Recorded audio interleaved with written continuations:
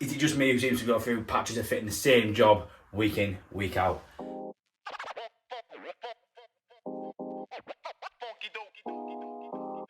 Good morning, you beautiful people. Hope you're doing good. And it is Monday morning, and I'm knackered, I'm freezing, but I'm ready to go. So, hope you had a good weekend. I hope you enjoyed the video from last week.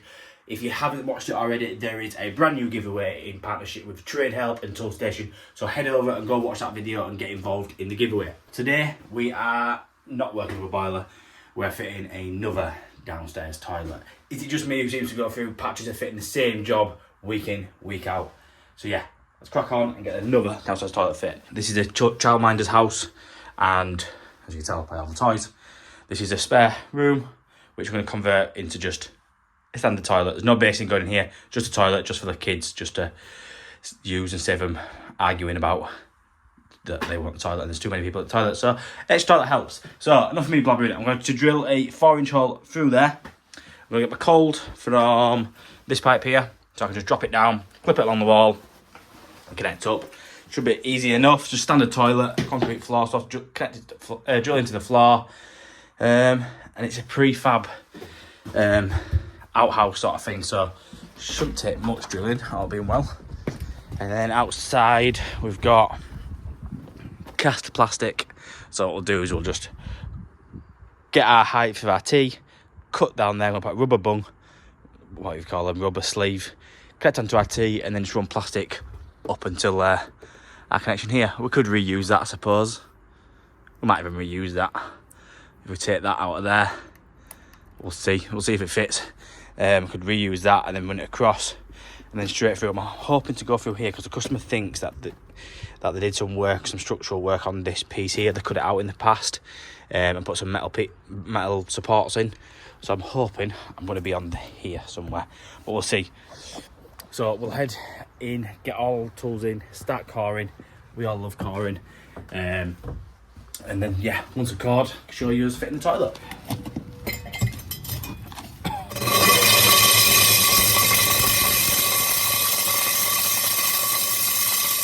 A few moments later.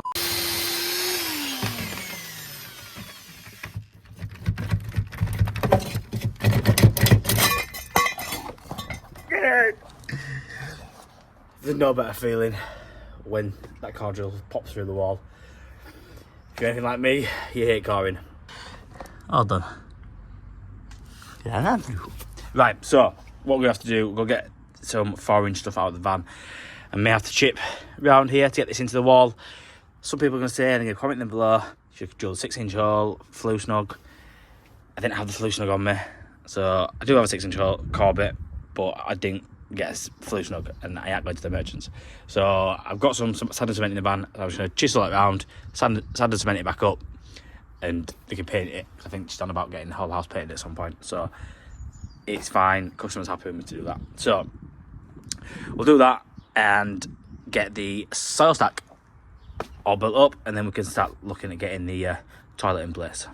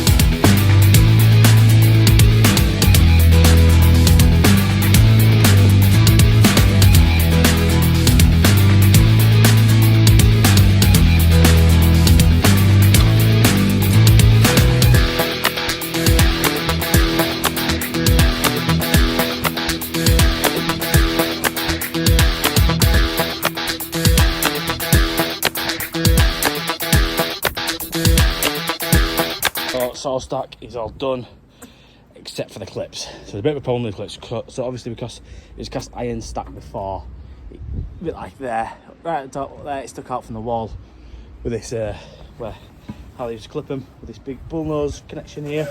Bullnose, that's not the right word. Anyhow, so it stuck out from the wall for too far to get a clip on. So there's a bit of a gap at the back of the clip. So I've got a couple of options, should I say. So because there's so many joints, there's quite a lot of movement in the pipe. So the easiest way would be just to force it back. It don't look too bad, to be honest. You can have a little bore back into the wall, there where that joint is, or we straighten it up nice like it should be and get something to fill it. I know people have used copper to fill that bit gap before, or maybe even a bit of wood. You can paint the wood, but I don't know. I'm going to leave it down to the customer, give the customer a call, tell her to come back up and make a decision on that. What I had to do, I had to cut the stack even further down. So basically once I cut it, there was a crack going down, probably my fault for hitting it with a hammer. So I had to cut it even lower, which meant we've had to put this socket on here, which is not a problem, it just means an extra joint. And another problem we got when we was chiseling through nice and neatly around the sides, because they've done this work here, and what they've done by the looks of it inside there, they've just bricked that up and then rendered over the top of it. So it was quite loose here where they'd patched it in, so the bit's just falling out. So I'm gonna have to fill that somehow, whether it expandable foam it and then patch it in with some cement, sand and cement. I don't know yet, we'll see, because that's a bit of a big void in there. But in the meantime, what we'll do is we'll head inside and get the toilet made up, get the toilet all fit, and then hopefully when the customer comes back, she can make a decision of what she wants to do out here. Right, so we'll just make the toilet up now. So basically got it all in, all made up dry, other than the fixing bolts. As always, put a bit of silicone on them because I don't trust any of them anymore. So fixing bolts in. These are the ones where you can bolt to the actual pan, and then you have these little nuts which go underneath and tighten the system to the pan. Sorry, I said that wrong. They go through, they just tighten up to the system, and then they go through and tighten the pan up to the system with them nuts. Excuse me. So always with this sort of toilet where it's a bit hard to get in from the side to get a flexi on, put the flexi on first, fish it down, and always put your foam washer on first, because it is easily done, and it's a schoolboy error not to put your washer on there. You flush your toilet and it absolutely floods everywhere. Don't lie, we've all done it. I know I have, at least once or twice. So we'll get that put on there, fixed into place, and then pan connector in. I might have to cut this we'll definitely have to cut this down, cut that down, and then we need to get it fixed in place. So it's come with these fixing blocks. These are a bit different from anything I've ever seen before. So same sort of thing as the L brackets. You've got these holes which you can just screw in from the side, and they're just fixed down with 3 fixings. To be honest, I think I like them. To be honest, I think they're a better quality than the standard L bracket ones, and there's less likely it's going to move. So if this is the way forward, I like that. That's definitely a good idea. So we'll get them fixed in, get it fixed back to the wall, hopefully, because this little bit that goes back here, which unavoidable. They're not plastered in here, so it is what it is. Oh, in fact, it's going to have to be stuck back because there's no screw holes. So we'll get all that done, and then we can work on getting our coal pipe across. So we'll do some bendy wendies. Right, so all ready to drill and get our fixing buckets in. I'm good as well. Randomly selected a measurement for that piece of pipe come through, and it was absolutely inch perfect. So just like to blow me on trumpet a little bit. So these fixing bolts, brackets should I say, basically just go like that. Simple design, but effective. A bit like the L ones, we just screw straight through the side. So all we have to do is leave enough of a gap. So what we'll do is measure from the front of the toilet, well, the side of the toilet, to the inside of the toilet. So it's about that, to be honest. So you're talking a centimetre. So same again, centimetre there, drill. 6 plugs, 6 screws, straight back down. Toilet in place, push it back, and because there's no screw holes, what we'll have to do is just a couple of blobs of silicone, nothing crazy, because if anyone needs to take the toilet out in the future, there's nothing worse than when someone's absolutely blathered silicone at the back of the toilets. So, get this done, get it in place, and then I need to pop to the merchants, because I've come up with an idea for the clips outside. So, I've been looking online, and you can buy nylon spacers, but having them online is no good because I need them today. So what I'm going to do is improvise. So I'm going to shoot to the merchants and go grab some black condensate pipe. So it's should be just enough to cover the back of the bracket, so it's not going to go past the bracket. And then I can cut little lengths to fill and make spacers. So I can get a clip up there, clip on there, clip on there, and jobs are good. It'll look a bit better than a bit of wood or it leaning back. So we improvise, but I'm going to grab a box of these nylon spacers because they look pretty handy to have in the van for situations like this.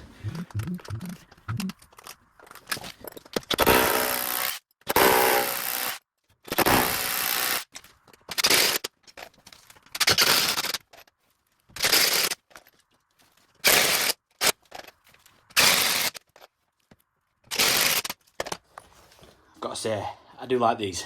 If anyone knows where you can buy these off the shelf, let me know, because they're solid, and that toilet's once the toilet's fixed in, it's not going to go nowhere. So let me know if you know where we can get some of these from.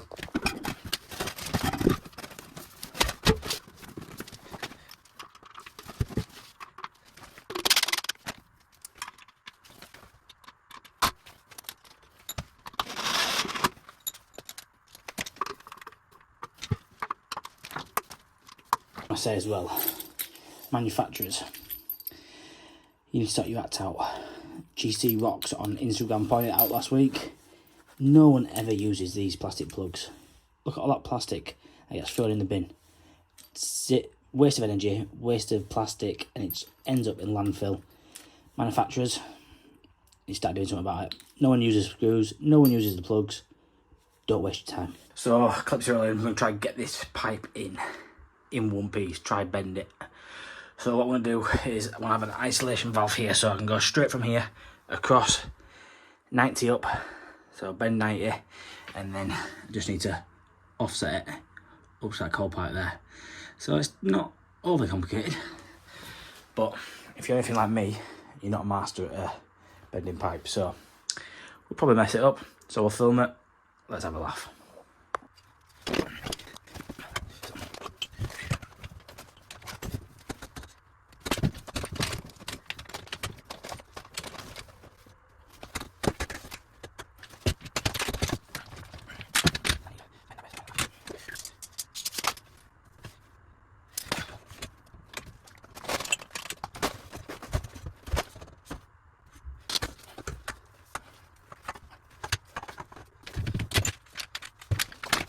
I tell thee something, I'm quite impressed with that.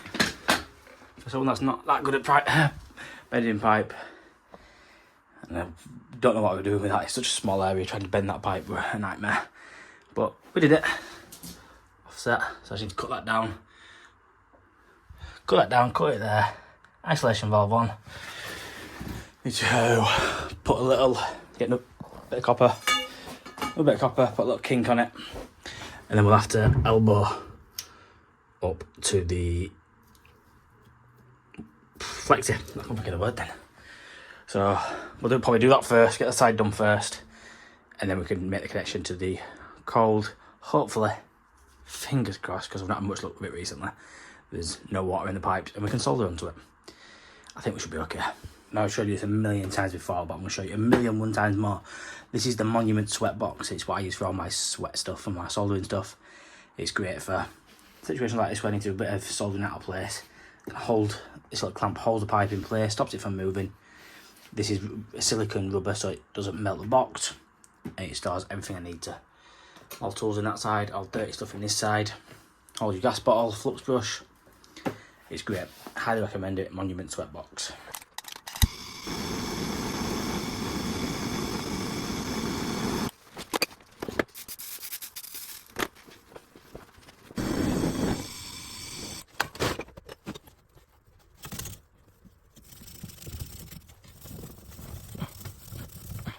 One eternity later.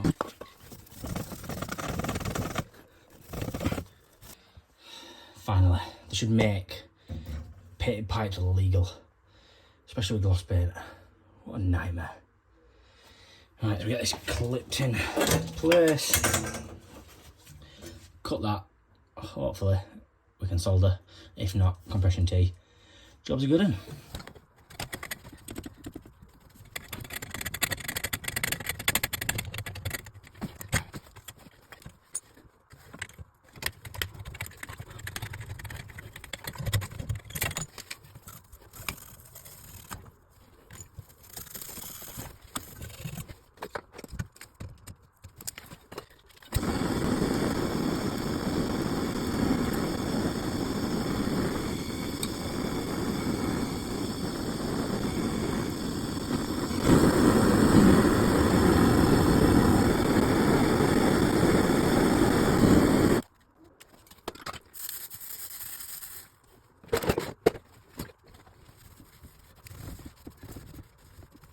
Right, so I'm just putting the clips on now. Just a little bit of a tip, something I've just come up with. I might not be the first person in the world to do this, but I think it's a good idea. So, all cast iron stack, took out, obviously, all cast iron stack, stick it out from the wall a lot further, so you have a gap on your clips. So, to fill that gap, what I've done, got some black overflow pipe, cut sections off that are adequate space, and using that as a spacer, like so. So it finishes looks like that. I think it looks a lot better than having either the stack pulling into the wall or a bit of wood. So I think just a little bit of a tip. There's probably actual ones of these you can buy, but for the sake of the length of a piece of condensate, I think it works well. It looks alright, to be honest. Right, we're all done and dusted. Just starting to rain. I've got to film outside now because the children are home from school. It's a childminder's house, so I can't really talk inside. So, stack's all done. Patched up with the silicone. Well, it's not silicone, it's sand and cement. Soudel do it. It's a good bit of kit, to be fair. Handy for patching up little holes. And it matches the paint well, to be honest. Get it shot this week, it's going to chuck it down. I hope you enjoyed this video. I will put a little picture up here to show you the finished product. Like I say, I can't film inside with the children at home now. Childminder, going and stuff. So, yeah, hope you enjoyed the video. If you did like the video, please hit the like button. It really means a lot if you do hit the like button. And if you're not subscribed already, please do subscribe. We're trying to hit 7k this year. So if we can hit 7k before the new year, that would be amazing. And also, if you haven't got involved in the trade help giveaway, go check out the last video from last Sunday and get involved, because there's a great DeWalt 12 volt twin pack drill set to give away to one of my lucky subscribers. So I will see you guys next week. Funky dokey.